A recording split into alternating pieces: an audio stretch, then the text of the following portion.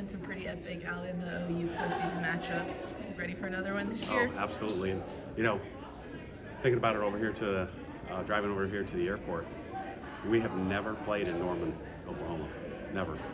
And I had never seen the previous field, and I certainly haven't seen Love's Field.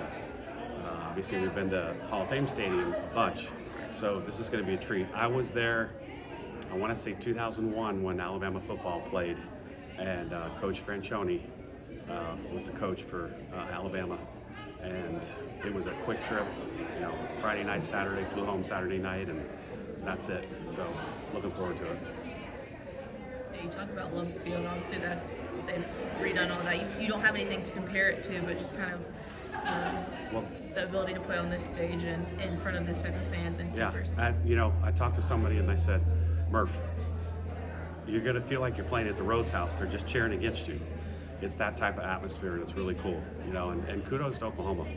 Seriously, the athletic department for investing close to $42 million in a softball stadium, and it's paying off. The return on investment is tremendous. So, we're very, very proud of what Patty's done, her program, her team. Certainly the fans, we emulate each other, I think, in that respect. And it's a clean, healthy rivalry. It's just going to be a good series, I think. Good for softball. How much is playing at Rhodes and the experience your team has all around the SEC and playing at Supers kind of help prepare you for a weekend like this? Oh, I think huge. Anytime we, anywhere in the SEC, it doesn't matter. And then even if, when we went to Arizona, Clearwater, really good crowds, some cheering for you, most cheering against you. And, I always say, hey, when we go on the road, just pretend that all that noise is for you. Just turn it around in your head. It doesn't matter if, they're pitching or they're on offense. They're cheering for you because there's a way to be positive about it. Whether we're playing defense or on offense, they're cheering for you. Coach Murphy, what would you say your reason for success in the postseason has been? I know softball in general, this program has been so successful. What do you think has been the reason for that? Actually, we were talking about it the other day. I think one of the reasons is we give the young ladies enough rest during the season. The worst thing in the world for me was to have a kid come up to me and say, Murph, I'm burned out. I'm tired. I do not want to hear that. We play, I think this is 61 games. It's a long, long season. It's definitely a marathon, not a sprint. And, the young lady that you're about to talk to, Marley, is one of our captains. And if I go up to her and say, are you tired? Do you think the team's tired? If she hesitates for a second, they're tired. And I go by Nick Saban's old adage, one day off was good, but two was incredible. And if there's an opportunity during the season where we maybe play, like when we did the Thursday, Friday, Saturday series, we gave them 2 days off. And they need to be fresh because it is a long, long season, and it's grueling. When you start SEC play, your mind is, it's a grind. This weekend's a little similar to last in that you're facing a team you've already played this season. Y'all came out on top in the regular season. I know last weekend you said 3 months feels like 3 years, but what's it like facing this OU team again that you already beat this season? Well, one thing is their lineup is a little bit different, based on the last regional game, the regional championship. That's, we go by the last game. They're still playing great ball. Landry is still doing a great job. To me, she was, one or two top pitchers in the league. She was the newcomer of the year. Just really, really good. She's improved a lot.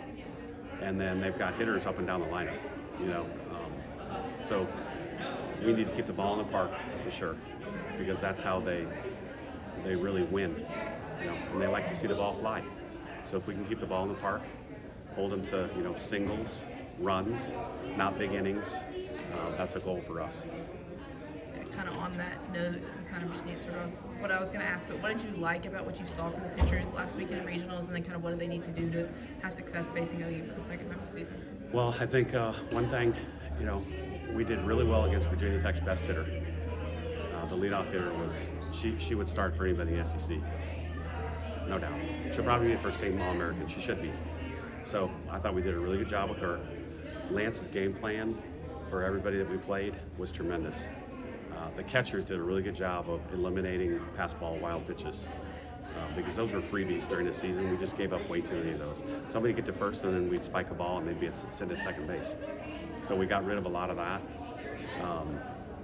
Just need to be smart pitchers, very smart. And when we use the intentional walk, it worked each time. So we're going to be smart about if there's first base is open, and it's somebody that's really, really good, you can have it. Do you call at all on what happened last season going to Tennessee? They were the 3, you were the 14 of you're going in there as the underdog and kind of have nothing to lose but a lot to win? Oh yeah, I mean we talked about it a little bit. What's today? I don't even remember now. God, Wednesday. Yeah. Tuesday after practice, I think it was. And just, we have nothing to lose, right? They should win. They're favored. They're at home. All the things in their favor. So all we're going to do is go out there, play our hardest with a lot of energy, have short-term memories. If something bad happens, who cares? So what, now what? And move on to the next pitch.